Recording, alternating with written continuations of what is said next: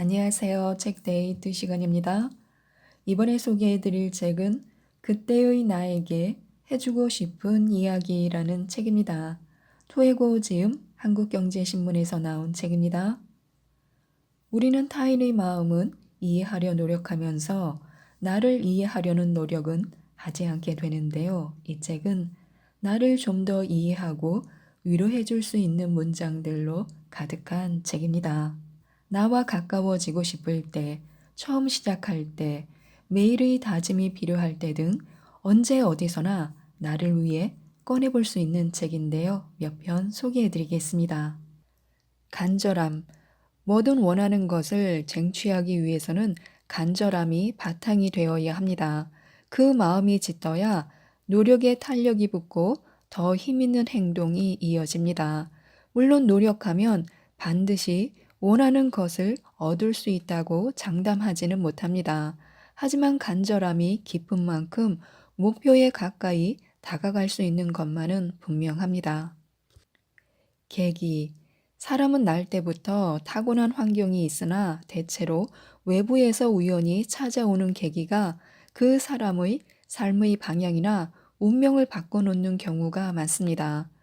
분명하게 인지할 수 있도록 삶을 온통 흔들어 놓는 엄청난 계기도 있지만 대부분은 나비 효과처럼 아주 작은 날개짓 한 번이 태풍이 되어서 전혀 다른 결과를 불러옵니다.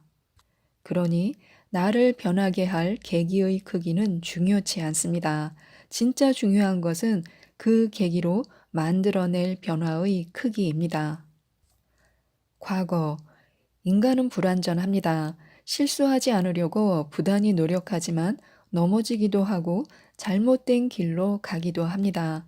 사람과의 관계에서도 의도치 않게 크고 작은 상처를 주고받습니다. 상처 입고 넘어진 채 그대로 주저앉아 완벽하지 못한 자신을 탓하며 과거만 돌아본다면 내일도 오늘과 다를 바 없는 날이 될 가능성이 큽니다. 지금보다 더 나은 미래를 원한다면 현재 불완전한 존재인 나를 인정하고 과거를 발판 삼아 옳은 답을 찾아가야 합니다. 과거는 내가 살아온 길이고 미래는 내가 살아갈 길입니다. 권태로움. 새로운 것에도 언젠가는 익숙해지기 마련입니다. 익숙함은 단조로운 일상을 부릅니다. 그리고 그와 함께 권태가 찾아옵니다. 달리 말하면 현재의 상태가 신경 쓰이는 것 없이 평안하다는 뜻이기도 하지만 공연스레 시간만 허비하고 있는 것은 아닐까 하는 그런 두려운 생각도 듭니다. 늘 그렇듯이 이런 불안은 어떤 강박에서부터 시작되어 스스로를 조급하게 만듭니다. 권태로움은 언제나 삶의 곁을 맴도는 바람과도 같습니다. 새로움이 가끔씩 부는 세찬 바람이라면 권태로움은 있는 듯 없는 듯 잔잔하게 불고 있는 미풍입니다. 하지만 바람이 잠잠해졌다고 해서 완전히 사라진 것은 아닌 것처럼 지금 권태롭다고 해서 아무것도 하지 않고 있는 것은 아닙니다. 어쩌면 삶은 권태와 실증 그리고 새로움의 탐색과 추구를 반복하는 과정의 연속일지도 모릅니다. 만일 이런 굴곡이 없다면 삶은 그야말로 몸이 건조할 것입니다. 여태껏 우리는 수많은 권태에 길들여져 왔고 그 미동 없는 시간 속에 몸을 잠시 웅크린 채 쉬어가기도 하며 다시 새로이 도전할 힘을 얻었습니다.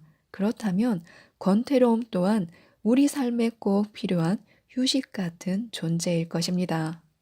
긴장의 역설, 하인리히 법칙은 대형 사고나 재해는 어느 날 우연히 발생하지 않으며 그 이전에 경미한 사고와 징후가 반드시 존재한다고 말합니다. 우리 삶도 마찬가지입니다.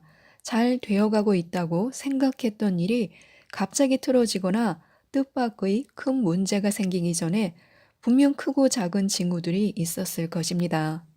이대로 괜찮을까 싶은 불안, 왠지 좀 찜찜한데 싶은 상황, 그러나 익숙한 현재에 머무르고 싶은 안일한 마음이 이런 신호들을 그냥 지나치게 만듭니다. 그러다가 막상 사고가 터지고 나서야 깨닫는 것입니다. 뭐 괜찮겠지 싶은 안일함, 아니었으면 좋겠다라는 현실 회피 등이 사실은 나의 바람에 불과했다는 것을 말입니다. 삶은 평온과 불안 그 사이에 있습니다.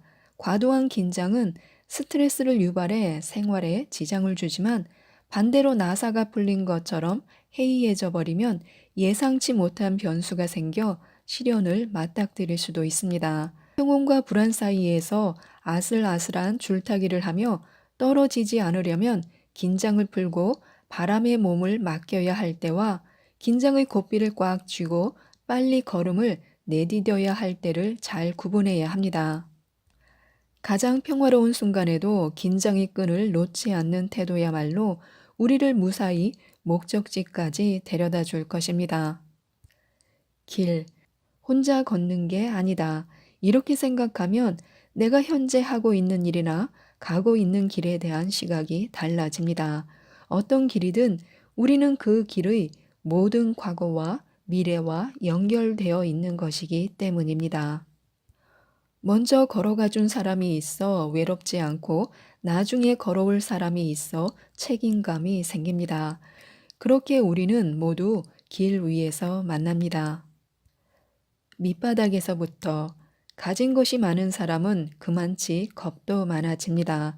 반면 더는 떨어질 곳이 없는 사람은 용감해집니다. 방향성, 전력으로 질주해도 목적지에 다다르지 못할 수도 있습니다. 노력이나 절대적인 시간이 부족했던 거라면 좀 더 시간을 두고 노력하면 되는 문제겠지만 애초부터 방향을 잘못 잡은 것이라면 그동안 노력이나 시간을 허비해 버린 셈입니다. 어느 때보다 속도가 중요한 시대입니다. 그러나 속력을 내기 전에 내가 진정으로 원하는 것이 무엇인지 가장 빠른 길이 어디인지 충분히 고민해 봐야 합니다. 어디로 가야 할지 모르겠다면 조급한 마음에 무작정 앞만 보고 달리는 것을 선택하기보다 차라리 조금 쉬어가며 주변 풍경도 즐기고 길도 찾아보면서 시야가 트일 때까지 기다렸다가 출발하는 것이 좋습니다. 변화, 도태되지 않고 살아남기 위해서는 끊임없이 변화해야 합니다. 그렇다고 변화라는 단어를 너무 거창하게 느낄 필요는 없습니다. 아침에 10분 일찍 일어나는 것처럼 작은 변화라도 내가 할 수 있는 일부터 시작하면 됩니다. 성찰. 만일 자기 자신이 어떤 사람인지 알지 못한다면 남들이 판단을 내리는 대로 다른 사람에게 비치는 대로 살아가다가 빈 껍데기만 남을지도 모릅니다. 자신에 대한 끊임없는 성찰이 필요한 것은 그런 이유에서입니다. 음악을 틀고 명상을 하든 인간의 내면 심리에 대해 알 수 있는 심리학 책을 읽든 내 진짜 마음을 마주할 의지가 생긴다면 어떤 방법이든 좋습니다. 그러고는 천천히 온전히 나에게만 집중을 해보는 것입니다. 미처 깊이 생각해 볼 틈이 없어서 그 순간에는 그냥 흘려보냈지만 어쩐지 마음에 남아있는 일들, 지금의 내가 되기까지의 과정, 제대로 아물지 못한 채 흉터가 남아버린 상처, 세상이 원하는 것과 내가 원하는 것 사이에서의 갈등과 조율, 타인과의 관계 속에서 잃어버린 나, 겉모습 아래 감춰져 있던 모든 자아를 하나하나 세세히 알아가는 시간을 통해서만 비로소 진짜 내 모습을 알게 됩니다. 습관, 의식했든 의식하지 못했든 지금껏 우리가 꾸준히 해왔던 어떤 행동에는 습관이 높은 비중을 차지합니다. 듀크 대학교 연구진의 논문에 따르면 우리의 행동 중 40%는 의사결정이 아니라 습관의 결과라고 합니다. 따라서 자신을 더 나은 방향으로 변화시키기 위해서는 지금부터라도 나쁜 습관을 하나하나 바꿔나가야 합니다. 나라는 사람과 인생, 운명까지도 습관은 때에 따라서는 한 사람이 쌓아온 인격을 보여주는 단면이 되기도 하지만 또 어떤 때는 그 사람의 운명을 바꾸는 수단이 될 수도 있는 것입니다. 오늘부터 나쁜 습관을 버린다면 미래의 나는 분명 다른 내가 될 수 있습니다. 의미, 남들이 대수롭게 여기지 않는 것도 그 사람에게는 중요할 수 있고 반대로 모두가 원하는 것이 그 사람에게는 그다지 필요 없을 수도 있습니다. 그것이 사람이든 일이든 물건이든 피어오르는 여러 감정을 포함해 그 어떤 것이든 내게 의미가 있어야 소중하게 느껴지는 법입니다. 희생을 무릅쓰고 헌신하거나 난관에 봉착해도 개의치 않고 노력하는 것은 그만큼 다 의미가 있기 때문입니다. 그러니 누군가 내가 보기에 무의미한 일에 진을 빼고 있는 것처럼 보여도 함부로 의미 없는 일이라고 말하지는 말아야 합니다. 인생의 어느 시절 누구에게나 자신에게만 소중한 무언가가 있었을 것입니다. 인내, 신은 우리에게 이겨낼 수 있는 시련을 준다지만 어떤 역경이든 자신이 버틸 수 있는 한계점이 있기 마련입니다. 잠깐 기대어 앉는 순간 어두운 그림자가 찾아올지도 모릅니다. 어쩌면 나를 잃은 것처럼 느껴질 수도 있습니다. 하지만 완전히 무너져 버리지만 않는다면 시간이 흘러 영원히 지나가지 않을 것 같은 이 순간도 지나가고 이전보다 단단해진 나를 만날 수 있습니다. 지금이 한계는 아닐까 하는 생각이 들 때는 다른 사람들의 인생 이야기를 들어보는 것이 도움이 됩니다. 인생은 오르락 내리락 하는 롤러코스터처럼 고난과 극복의 연속이라 해도 과언이 아닙니다. 이 하락의 끝이 어디인지는 모르지만 어쨌든 뭐든 버텨내야만 다음이 있다는 사실만은 확실합니다. 절제, 끌어오르는 것들은 임계점에 다다르기 전에 가라앉혀야 합니다. 머리를 뜨겁게 만드는 분노가 그렇고 몸과 마음을 뜨겁게 만드는 술이 그렇습니다. 끌어넘치기 전에 멈춰야 합니다. 말도 마찬가지입니다. 예부터 구와 지문이라 해서 입은 재앙의 문이니 말을 내뱉기 전에 다시 한번 생각하라고 했습니다. 굳이 하지 않아도 될 말은 상대방이 받아줄 수 없는 마음은 흘러 넘치기 전에 조금씩 걷어야 합니다. 욕망도 마찬가지입니다. 감당할 수 없을 정도가 되어 넘친다면 거둘 줄도 알아야 합니다. 원하는 대로 다 말하고 표현하고 가져도 결코 만족할 수 없습니다. 오히려 절제의 미를 아는 사람이야말로 자신이 가진 것에 만족하기 쉽습니다. 가끔 자신도 모르게 너무 많은 것을 바라게 된다면 이만하면 됐다, 이제 충분하다라고 되뇌는 연습을 해보는 것도 좋습니다. 충전. 우리 몸에도 매일 충전이 필요한 배터리가 있습니다. 제때 충전하지 않으면 방전이 되어버립니다. 지나치게 많은 사람을 만나거나 지나치게 많은 에너지를 갑자기 쏟아냈을 때는 더 빨리 배터리가 닳아버립니다. 만약 어느 날 갑자기 무기력한 기분이 들거나 아무것도 하고 싶지 않다는 생각이 든다면 그것은 방전 위기라는 신호입니다. 그럴 때는 무기력한 감정을 느끼는 자신을 탓하며 이미 힘든 나를 또 채찍질하기보다는 잠깐이라도 편히 아무것도 하지 않을 수 있는 장소를 찾는 편이 낫습니다.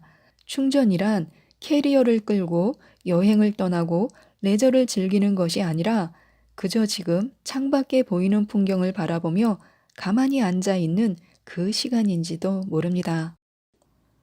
금원. 유대인의 지혜를 다룬 탈무드에서는 귀는 친구를 만들지만 입은 적을 만든다고 했습니다. 그래서인지 입을 조심하라는 경계를 담은 성어가 많은데요. 1. 유언비어. 탈무드에서는 소문이란 소문에 오른 자, 소문을 듣는 자, 소문을 말하는 자, 이렇게 세 사람을 죽이는 것이라고 했습니다. 아무 근거 없이 떠돌아 다니는 낭설은 입에 담지도 귀로 듣지도 말아야 합니다. 2. 중언, 부언. 아무리 그 사람을 위하는 마음에서 우러나온 말이라도 귀에 못이 박히도록 반복해 이야기해서는 안 됩니다. 듣는 사람의 입장에서는 또 다른 고통일 수도 있습니다. 3. 일구이연. 밥 먹듯 거짓말을 일삼거나 상황에 따라 계속 말을 바꿔서는 안 됩니다. 일관성 없는 말은 신뢰를 잃게 합니다. 4. 동문서답. 동쪽을 물었는데 서쪽을 답합니다. 상대방이 하는 말을 경청하지 않고 엉뚱한 대답만 하면 말하는 사람은 힘이 빠지기 마련입니다. 5. 허장성세. 빈수레가 요란하다라는 말이 있습니다. 허세뿐인 말은 타인에게 밉보이기 좋으며 언젠가 미천이 드러나고 맙니다. 6.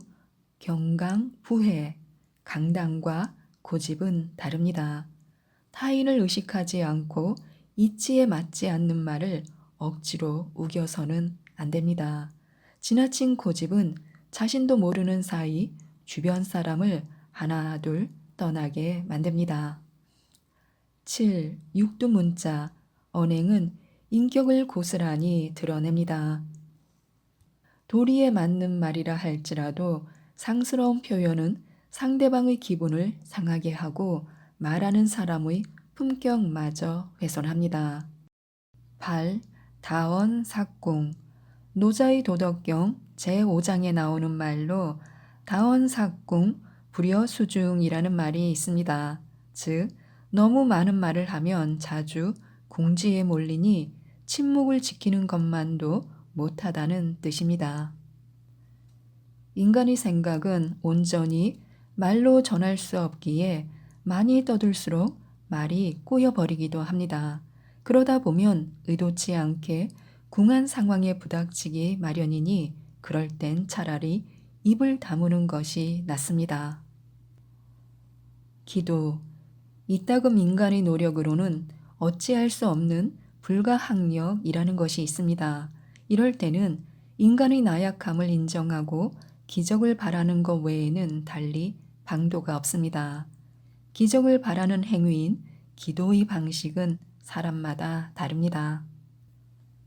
마음속으로만 읊조리는 사람도 있을 것이고 두 손을 모으고 경건한 자세로 기도하는 사람, 기원이 담긴 물건을 늘 곁에 두는 사람도 있습니다. 어찌 되었든 마음을 담아 기원하는 기도라는 행위는 그 자체만으로도 마음의 안정과 내일을 살아갈 수 있는 기운을 얻게 해주는 것인지도 모릅니다. 기회. 흔히 인생에 중요한 기회가 3번 온다고 말합니다. 그만큼 좋은 기회가 오는 것이 흔치 않다는 뜻이기도 하고 그런 기회를 알고도 잡기 힘들다는 말인 것 같기도 합니다. 지나고 생각해 보면 사실 살면서 이런저런 기회는 많았는데 자각하지 못한 사이 놓치거나 알면서도 타이밍이 맞지 않았다던가 하는 이런저런 이유로 포기하는 경우가 많습니다.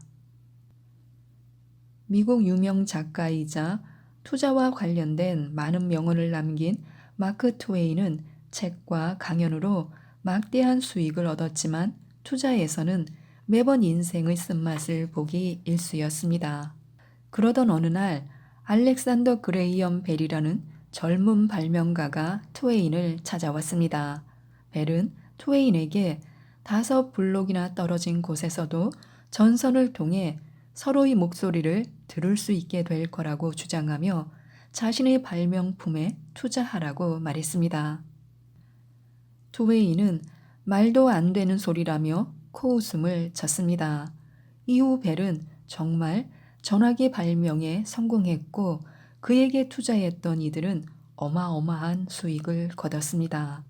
훗날 트웨인은 연이은 투자 실패로 인해 빚더미에 시달리게 되었는데 만일 그가 그때 벨의 말을 듣고 전화기에 투자했더라면 아마 단 한 번의 투자로 엄청난 부를 축적할 수 있었을 것입니다. 이처럼 언제 올지 모르는 기회를 잡기 위해서는 다방면으로 생각해야 합니다. 중국어로 위기라는 단어에는 위태와 기회라는 뜻이 모두 내포되어 있습니다. 난세가 영웅을 낳듯이 위기에도 기지를 발휘하면 더 높이 도약할 수 있습니다. 중국 삼국시대에 유비, 조조, 제갈량 등 수많은 호걸이 대업을 도모한 일화는 너무도 유명합니다. 지금 이 위기라는 생각이 들더라도 잘 살펴보면 그 안에는 분명 기회가 숨어 있을 것입니다. 단절. 영국 인류학자 로빈 덤바에 따르면 우리가 사회에서 맺을 수 있는 인맥의 수는 최대 150명이라고 합니다. 이른바 마당발이라 불릴 정도로 관계의 폭이 넓은 사람도 인맥을 늘리는 데는 한계가 있다는 뜻입니다. 그러고 보면 관계를 효율적으로 유지하기 위해서는 적절한 단절의 기술이 필요합니다. 정말 마음이 잘 맞는 사람들과도 각자의 사정이나 시간 때문에 멀어지고 마는데 굳이 진심이 담기지 않은 관계를 억지로 유지할 필요가 있을까요? 본래의 취지를 벗어나 자랑과 험담을 일삼는 모임, 나를 낮잡아 보거나 무시하는 사람, 끊이지 않는 다툼으로 좀처럼 타협점을 찾기 힘든 사이 등 나를 지치게 하는 관계와는 서서히 거리를 두고 멀어질 필요가 있습니다. 잘하지 못하는 관계는 자를 줄 알아야 합니다. 그것은 내 시간과 감정을 지키기 위함입니다. 당신에게 좋은 말, 타인을 힘들게 하거나 상처를 주지 않는 것이 가장 좋은 말입니다. 9가지의 꽃 같은 말도 한마디의 칼 같은 말로 다 자를 수 있습니다. 존중. 모든 존중은 나에게서 비롯되어야 합니다. 나를 진정으로 존중할 수 있는 사람이 타인도 그만큼 존중할 수 있습니다. 하루, 얼마 전 지인의 부고 문자를 받았습니다. 이런 메시지를 받고 나니 사는 게 다 덧없다는 인생 무상이라는 단어가 떠올랐습니다. 장례식장에 도착하니 옆 테이블에서 오는 데는 순서가 있지만 가는 데는 순서가 없다고 말하는 이의 절절한 목소리가 귀에 와닿습니다. 별다를 것 없는 평온한 일상을 보내다가도 불현듯 죽음과 스치는 순간이면 여러 감정이 요동칩니다. 세상에는 불의의 사고나 천재지변 같은 수많은 변수가 있습니다. 무심결에 맞이하는 아침이 결코 당연하지만은 않다는 생각이 듭니다. 그런 의미에서 본다면 어둠 속에서 떠오르는 아침 해를 보는 일은 또 다른 하루를 선물 받는 것이나 다름없습니다. 혼자. 인생에서 가장 가까워야 할 사람은 다름 아닌 자기 자신입니다. 그 사실을 우리는 종종 잊는지도 모르겠습니다. 인생이라는 긴 터널을 걷다 보면 그 안에서 수많은 인연들이 어슴푸레한 빛을 남기며 스쳐 지나갑니다. 잠시나마 빛을 비춰줄 수는 있어도 밖을 향해 걸어 나가는 것은 결국 자신의 의지입니다. 혼자서는 살아갈 수 없는 것이 사람이라지만 또 누구에게나 찾아오는 것이 혼자인 시간이기 때문입니다. 그런 순간을 의미하는 혼자라는 단어는 고적하고 쓸쓸한 것만은 아닙니다. 오히려 누군가의 영향도 받지 않고 홀로 있기에 온전한 나를 가까이서 마주할 수 있게 해줍니다. 나아가 혼자인 시간을 통해 걱정이나 근심 같은 캐캐 묵은 감정들을 정리하거나 반복되는 일상에서 벗어나 새로운 환경을 찾고 삶의 전환점을 맞기도 합니다. 실제로 인간의 삶에서 의미 있는 수많은 발견은 혼자인 시간에서 비롯되었다고 합니다. 때로 고독하고 쓸쓸한 혼자만의 시간이 찾아오더라도 두려워하거나 피하지 말고 나 자신과 대화를 나누는 기회로 삼아보는 것이 좋습니다. 어쩌면 나에게 할 말이 가장 많은 사람이 나일지도 모릅니다. 후회. 삶이 얼마 남지 않은 사람들에게 가장 후회되는 것이 무엇인지 물으면 많은 이들이 나중으로 미룬 것이라는 답을 한다고 합니다. 사람마다 미뤄왔던 일은 모두 다를 것입니다. 다만 이건 나중에 시간 날 때 당장 급한 건 이게 아니잖아 라며 미룬 것이 사실은 인생에서 정말 중요한 것이었고 그 대신 선택한 일들이 그다지 중요하지 않은 것들이었음을 깨달은 것입니다. 시간은 누구에게나 한정되어 있습니다. 그래서 우리는 선택하기에 앞서 저울을 꺼내 기회 비용을 따진 다음 후회의 무게가 더 적은 쪽을 택합니다. 하지만 효율에만 얽매이다 보면 시작하기도 전에 후회하지 않아야 한다는 강박에 휩싸입니다. 그러다 종종 엉뚱한 선택을 하기도 합니다. 해보고 싶은 일을 하면서 사는 것과 해보고 싶은 일을 하지 않으면서 사는 것 모두 시간은 공평하게 흘러갑니다. 그렇다면 이왕이면 뭐든 해보는 쪽을 선택하는 것이 나을 것입니다. 나중에 더 크게 후회가 되는 것은 한 것보다는 하지 않은 것이라는 말을 떠올리며 수많은 작은 후회들을 즐길 준비를 하면서 말입니다. 지금까지 이 책에 대해서 말씀드렸는데요. 하루를 시작하거나 돌아보면서 읽어도 좋은 그때의 나에게 해주고 싶은 이야기를 꼭 한번 읽어보시고 마음의 위로와 행복을 듬뿍 느끼셨으면 좋겠습니다. 이상 책데이트였습니다. 감사합니다.